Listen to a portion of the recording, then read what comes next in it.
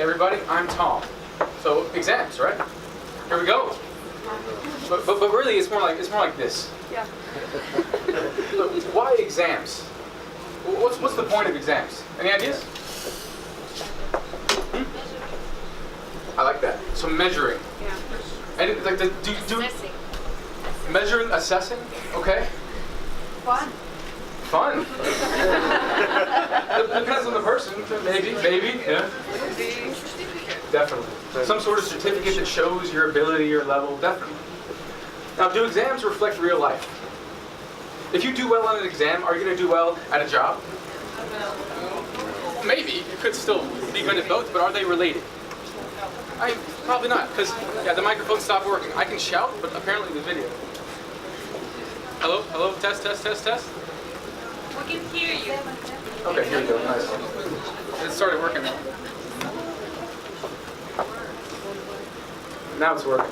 But I'll have that just in case. So, I agree, 100%. Exams are all about differentiation.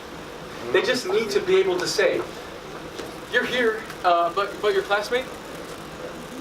But your classmate, good? Yeah. But your classmate is a little bit below you, but this other student is above you.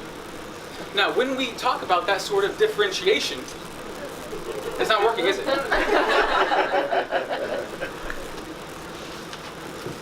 Can we turn it up at all? Can we turn it up? I'll just shout for you guys in here, and if people are watching online, they'll have to turn down their volume, all right?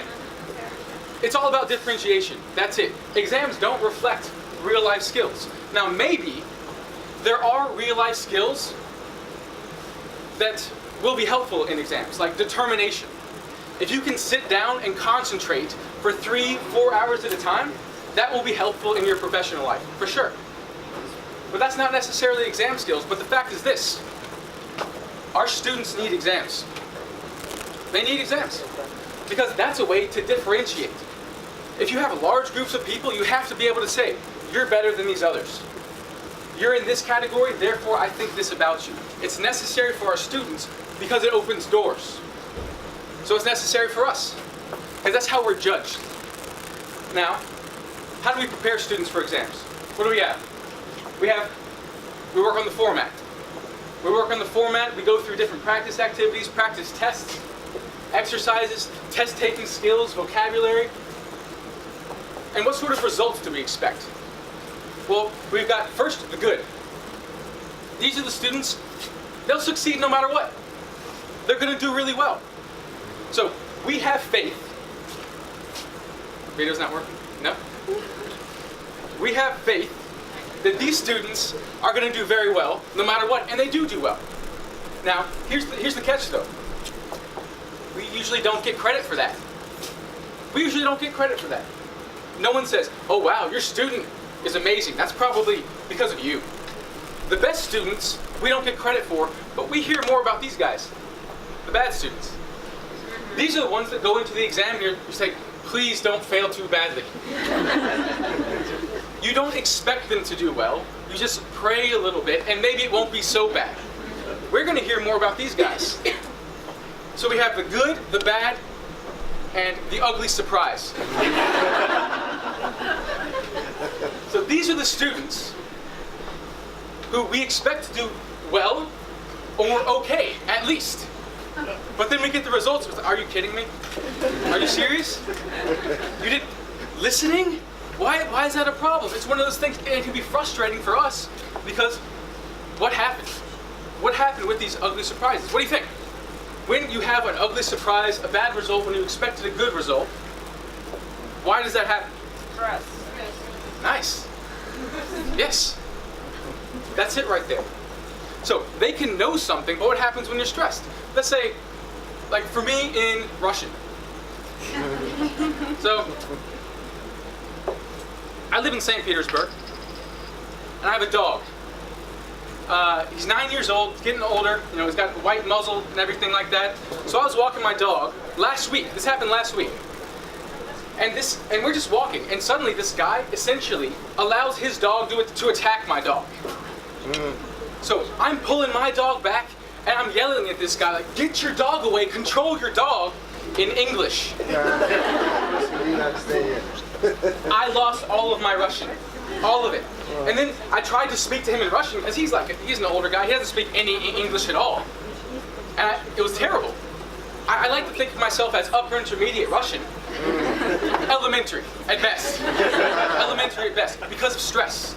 And that's what happens to our students in that case. So what's our response? How do we deal with that? Well, here's my argument. We have to expect stress. We have to expect it. And the students should expect it as well. But we need to give them some sort of habit that comes into play. Hello, hello. Hello, hello, hello. Yeah. We need to give them some habits that they can rely on, that come about reflexively, even when they're stressed. Like this. So I have to basically touch my lips with this. All right. Our goal is more good and no ugly surprises. And here's how we're going to do it. Messaging. We start with a message, and that message eventually develops into a habit that comes about regardless of the level of stress. And as we work through this, we're going to provide an incremental build. Because for our weakest students especially, they're going to fail a lot. They're far away from the goal of doing well on the exam. So on the way there, we need to give them some sense of achievement, some sense of victory, so that they come along with us. And you're going to use the materials you have. I don't want to give you anything new today that makes more work for you. That's the last thing. Because, I don't know, when I go to a conference, I'm like, oh, great idea. That'll take me 4 more hours every week. I don't have those 4 hours. So, using the materials you have, making lessons so that your students are ready for that level of stress. So here's how we're going to do it. We're going to have messages. And those messages form habits, and they lend purpose to test-taking skills. People want to know why they do what you want them to do.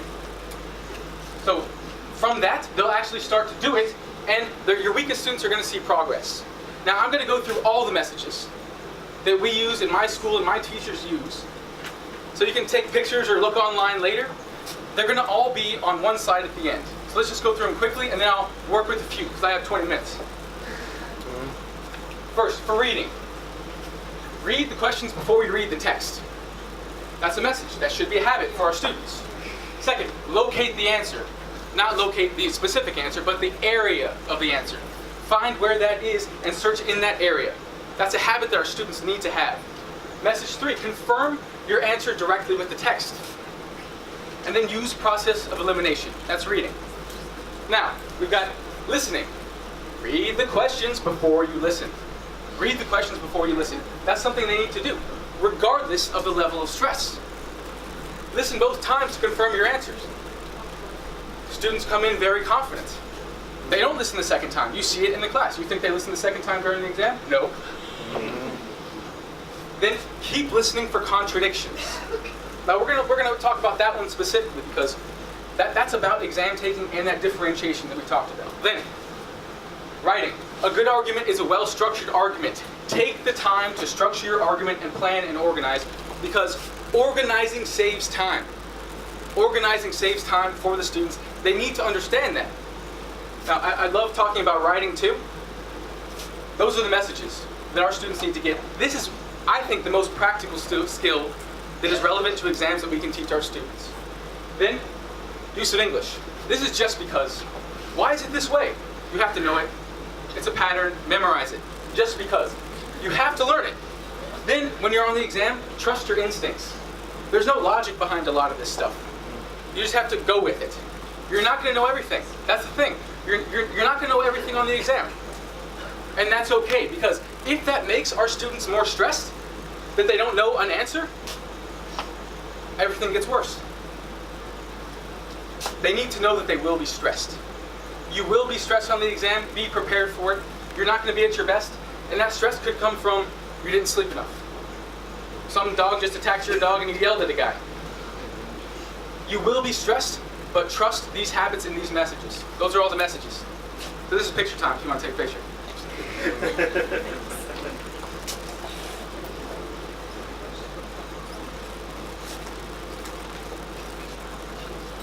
So, what we need to know is we don't get the credit for our best students. We don't. It's always the teacher's fault. You know? It's always the teacher's fault. We don't get the credit for our best students. We have limited time in the lessons with the students, and we need to make sure the students develop those habits so that we have fewer bad results. Here's how it works. We're going to start with an activity. We start with an activity, and from that activity, it describes and it stresses the value of the message we're trying to impart to our students. Then we repeat the message over and over and over and over. We start saying it, they finish saying it. They get tired of hearing it. This has to become a habit. And then we're going to celebrate those incremental victories, step by step. On the way there, we're going to celebrate it concretely for our weakest students. So let's start with this message right here. Keep listening for contradictions. Now, exam listenings are very, very weird. It's really unnatural. Like, if you try to think about exams as real life, let's say, like, how often does a 12-year-old talk to his elderly neighbor about the different cuisines he likes? If you listen to exams, that's like every other weekend, right? It's completely unnatural. Now, what I like to do with students is tell them that. This is about differentiation. They have to categorize you. They have to put you into a chart to tell you how good you are or how bad you are. So, they're trying to trick you. It is unnatural. And if you go in expecting a natural conversation, you're going to make a mistake. Because here's what it sounds like. Hey, where do you want to go for lunch? Oh man, I love Italian. I could eat pizza every single day of my life. I eat pizza for most days at lunch. It's the best, it really is. There's this pizza place right near here. I really recommend it. You should go there because the prices are reasonable. It's the best pizza around. But let's get some hamburgers today. Who speaks that way? Nobody. Nobody speaks that way. But they're trying to trick you. There are exam listings that are like that. Check these out. Hi Mike, how are you? I hope you're feeling better. Yeah, I'm thinking about getting back to normal. I think I'm getting back to normal after that nasty flu. It's just that I'm tired after being home all day doing nothing. I can't wait to get back to school. What? Well, right now I'm still too weak. I tried reading, but it's still difficult. TV is easier, so I've been watching a lot of TV recently. Poor thing, I hate to have to be glued to that box. Poor you watching TV all day, not going to school. How many of our students watch TV? Yeah, but they're usually on their phones. Like, how many of them are actually watching a physical TV? So with this sort of thing, point it out to the students. Make fun of it. Say, hey, look at this. This is ridiculous, isn't it? Why is it ridiculous? They're trying to trick you. They're trying to trick you. So pay attention. Pay attention. Listen twice. Listen for contradictions. Don't trust your first instinct. Because if you treat it like an actual conversation, they'll catch you. Now what about this one? This is for reading and listening. This message right here. So remember, we start with an activity that underlines and stresses the value, the reason for the message, and the reason to create the habit. So what do you think? Read the questions first. How can we make them do that and make them understand the reason for it?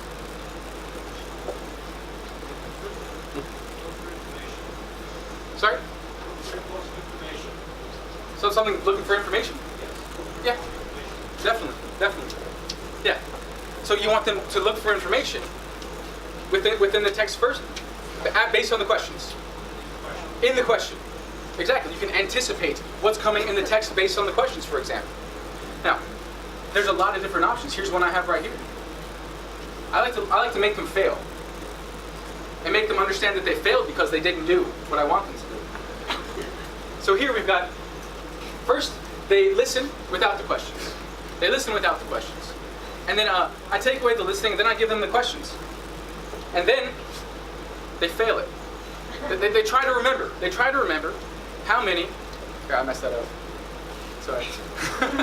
So they try to remember the answers, and then we record those. We record the answers based on the first listening. Then they listen again, and then they do the answers. And I ask, how many did you get the first time? 1 out of 8, 0 out of 8, 2 out of 8. Now, why? Is it because you didn't read the questions first? Yeah. Read the questions first. Read the questions first. And that underlines the purpose of that message. And it makes it so that they really value it. They really start to value it because people need a reason why. There's a study from a while back, I don't know, probably like the 80s or something like that. Well, in American universities, they have one copier or one printer at the library. And there's usually a big line to get to that. And they did this study where they sent someone to the front of the line and they wanted to see how many people would say yes to this question. Hey, can I go in front of you? And people said no. People said no, like 20% said yes. Some low percentage of people said yes. And they said, okay, what if we add a reason? How many people will say yes? Okay, so hey, can I go in front of you because I'm running late for this class and I really need to copy something? Over 70%, 70, 80% of people said yes. Then they said, okay, doesn't matter what the reason is. So then they sent the people to the front of the line and they said, can I go in front of you because I need to make copies? Almost the same percentage of people said yes. The reason doesn't matter, but people need a reason. If we want them to follow us, if we want them to develop these habits, they need to understand the reason. And that's why we underline it with activities beforehand. Now, with our weak students, they're far from being where they need to be. I talked to a teacher about 2 weeks ago, and she told me she has a student who just decided she's going to pass the YIG. She said, I'm going to pass this. And the teacher told me, I don't know how she thinks she's going to do that. She hasn't studied for the past 3 years. She hasn't been working at it at all, but suddenly she decided. Now, that sort of student is very far from getting where they need to be. But if we just keep using the same strategies, and they fail, and they fail, and they fail all the way, what's the motivation? We have to provide them with some sort of victory along the way. And we can do that in a way that underlines the messages. So let's take the reading, like we talked about before, that idea over there. We have the reading. We're going to build it up this way. Read and locate keywords. You can write little summaries. And you can read the questions first, emphasizing the other message. Then, you guess where the answer is in the text, which paragraph. And then, find the answer. Now, those weak students might not be able to find the actual answer. They might get it wrong. But you know what? That's a victory, right there. That's a victory. And you can emphasize that, and you can celebrate that. If you got that right, you are halfway there. You're halfway there to actually getting the answer. And the more often they're able to do that, the more likely it is that our weakest students will have decent results, or even good results on the exam. These are the habits to emphasize. That's it. If we emphasize these habits, and they become reflexive to students, regardless of the levels of stress, they'll revert back to these habits, and they'll rely on them. And their results will improve. No more ugly surprises, more good results. And that's the way to do it. That's how I work on exams. Using the materials you have. Same exact materials. No extra preparation time. My name is Tom. And I'm ready for any questions.